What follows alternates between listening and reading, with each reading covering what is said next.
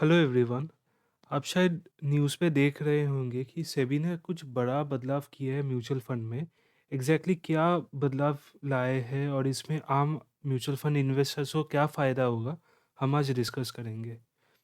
शुरू करने से पहले, अगर आप म्यूचुअल फंड में इन्वेस्ट करना चाहते हो और आपको एक प्रोफेशनल हेल्प चाहिए, आप मेरे साथ वन ऑन वन कन्वर्सेशन कर सकते हो। मैं एक SEBI registered mutual fund distributor हूँ और मेरा एआरएन नंबर आप स्क्रीन पर देख सकते हो। तो एग्जैक्टली सेबी ने क्या चेंजेस लाया है? 17 दिसंबर 2025 को सेबी ने एक मीटिंग रखा था मुंबई पे, जिसपे वो बहुत सारे फिनेंशियल प्रोडक्ट्स के ऊपर कुछ चेंजेस लाया है, रेगुलेटरी चेंजेस लाया है, जिसमें से मेजरली म्यूचुअल फंड पे वो लोग कुछ बड़े चेंजेस लाए हैं। तो म्यूचुअल फंड पे अभी जो टोटल एक्सपेंस रेशियो चलता है, उसको अभी चेंज करके बेस एक्सपेंस रेशियो कर दिया है सेबी ने। ठीक है, तो टोटल एक्सपेंस रेशियो क्या होता था? पहले एसेट मैनेजमेंट कंपनीज एक ओवरऑल चार्ज करती थी पूरा एक, समझ लीजिए जो जो एक्सपेंसेस आता है, ठीक है, ऑपरेशनल कॉस्ट हो गया, ब्रोकरेज हो गया, टैक्सेस हो गया, सब कुछ ये टोटल एक्सपेंस रेशियो के अंदर ये लोग लाते थे। अभी इसका नेगेटिव क्या है? इसका कोई ट्रांसपेरेंसी नहीं है। आप समझ में नहीं आएगा कि आप किस चीज़ के लिए पैसे दे रहे हो, कितना आपका खर्चा हो रहा है। ठीक है, एंड ये एक होल पूरा चीज़ के ऊपर एक चार्ज लगता था। अभी इसको ये सेबी ने ब्रेक डाउन कर दिया है बेस एक्सपेंस रेशियो पे। ब्रोकरेज अलग कर दिया है, रेगुलेटरी लेविस और स्टैट्यूटरी लेविस ये सब ये लोग अलग कर दिए। ठीक है, ये बेस एक्सपेंस रेशियो होता है जो ऑपरेशनल कॉस्ट होता है म्यूचुअल फंड को चलाने के लिए। ब्रोकरेज है जो कि mutual fund buy and sell करते हैं स्टॉक्स को खरीदने के लिए, डेरिवेटिव्स हो गया। और जो कमीशन ये लोग स्टॉक ब्रोकर को देते हैं, ये आता है आपका ब्रोकरेज। ठीक है, रेगुलेटरी लेविस जैसे सेबी फीस हो गया, एक्सचेंज फीस हो गया, इन्वेस्टर प्रोटेक्शन फंड चार्जेस हो गया, स्टैट्यूटरी लेविस एसटीटी हो गया, सीटीटी हो गया, जीएसटी हो गया, स्टैम्प ड्यूटी हो गया। ठीक है, तो ऐसे सेबी ने अभी इसको ये ब्रेक डाउन कर दिया है। अभी इसका फ़ायदा क्या हुआ है समझ लीजिए। 1.25 जैसे समझ लीजिए एक्सपेंस रेशियो कोई फंड का है। ठीक है, आपको समझ में नहीं आएगा कि एग्जैक्टली कहाँ पर ये खर्चा हो रहा है। अभी समझ लीजिए सेबी ने एसटीटी कम कर दिया है, ठीक है, या फिर ब्रोकरेज चार्जेस कम कर दिया है। ठीक है, ब्रोकरेज चार्जेस समझ लीजिए अभी कम कर दिया है। अभी ये जो नया सिस्टम है, इस पे आपको तो दिख रहा होगा ना कि अलग से ये ब्रोकरेज कम हुआ है, या फिर ये जो स्टैट्यूटरी लेविस है, इस पे आपको दिख रहा होगा कि इस पे कम हुआ है। टोटल एक्सपेंस रेशियो पे आपको कुछ नहीं दिखता था। ठीक है, अभी कन्फ्यूजन क्रिएट होता था। अभी समझ लीजिए सेबी ने कुछ कम किया है, कुछ कुछ म्यूचुअल फंड उसको अप्लाई करते थे, टोटल एक्सपेंस रेशियो को कम करते थे, कुछ कुछ म्यूचुअल फंड इसको नहीं करते थे। अभी गवर्नमेंट ने कोई टैक्स बेनिफिट लाया है, वो तो नॉर्मल आदमी के लिए लाया है ना। अभी ये बेनिफिट नॉर्मल आप जैसे मेरे जैसे म्यूचुअल फंड इन्वेस्टर्स को नहीं मिलता था। अभी ये ट्रांसपेरेंसी लाके ये अभी ये कन्फ्यूजन एकदम दूर कर दिया है। इसलिए ये सेबी ने ये एक बड़ा चेंज लाया है अभी म्यूचुअल फंड पे। आई गेस आपको समझ में आया होगा।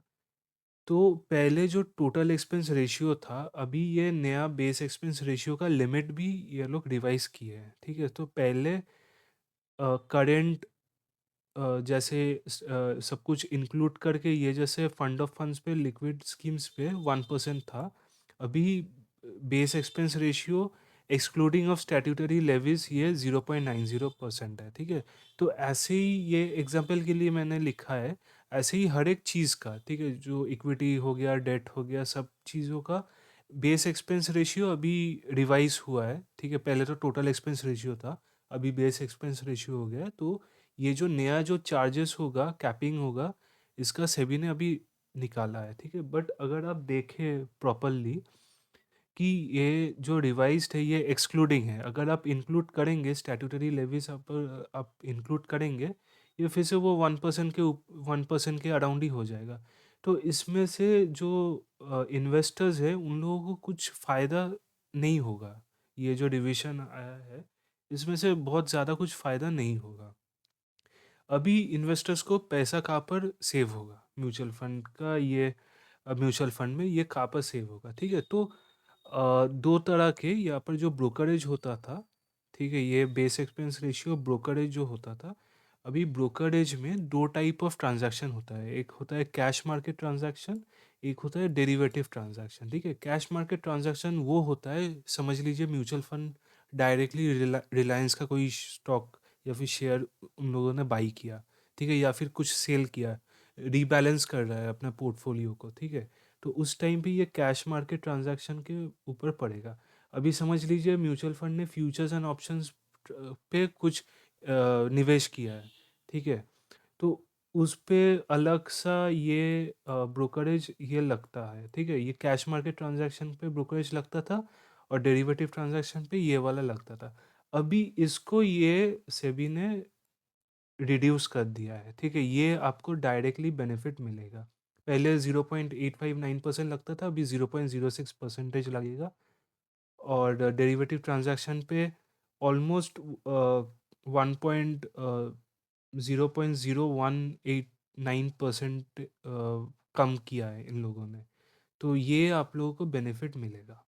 और एक बेनिफिट है, सेबी ने अपने प्रेस रिलीज पे पेज नंबर 8 पे एग्जैक्टली ये चीज़ कहा है, additional 5 BPS currently permitted to be charged to schemes with exit load as an transitory measure have now been removed, ठीक है?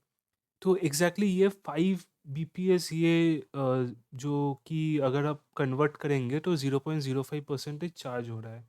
ये एग्जैक्टली किस चीज़ का चार्ज है, ठीक है? तो बिफोर 2012 को, 2012 के पहले एएमसी जो एग्जिट लोड चार्ज करती थी, ठीक है? एग्जिट लोड जो चार्ज करता था, वो लोग वो अपने इनकम के हिसाब से वो दिखाते थे एग्जिट लोड का पैसा, ठीक है? अभी 2012 के बाद सेबी ने ये वाला चीज़ हटा दिया था कि एएमसी को ये वाला अपने इनकम हिसाब से वो नहीं दिखा सकते। वो अपने इनकम नहीं होगा एग्जिट लोड, ठीक है? वो चला जाएगा, वो रीइन्वेस्ट हो जाएगा होगा फंड पे, ठीक है? इससे चीज़ क्या हो रहा है, एएमसी को लॉस हो रहा है, ठीक है? एएमसी को लॉस ऑफ इनकम हो रहा है। अभी इसके लिए एक सेबी ने एक एक्स्ट्रा फ़ी लाया था जो कि 0.20% है, ठीक है? फिर 2018 को ये 0.20% को रिड्यूस करके 0.05% कर दिया था सेबी ने। अभी 2025 को जाके सेबी ने फाइनली ये जो टेम्पररी हेल्प है, एक्स्ट्रा जो 0.05 है, ये अभी हटा दिया है। तो ये 0.05 भी आप अपने, अगर आपको एग्जिट लोड देना पड़ता था, तो ये अभी आपको नहीं देना पड़ेगा, ठीक है? तो आशा करता हूँ आपको समझ में आया होगा कि एग्जैक्टली कहाँ पर आपको बेनिफिट हो रहा है। और अगर आपको ऐसे ही म्यूचुअल फंड के बारे में अपडेटेड रहना है तो मेरे चैनल को सब्सक्राइब कर दीजिए। Thank you so much.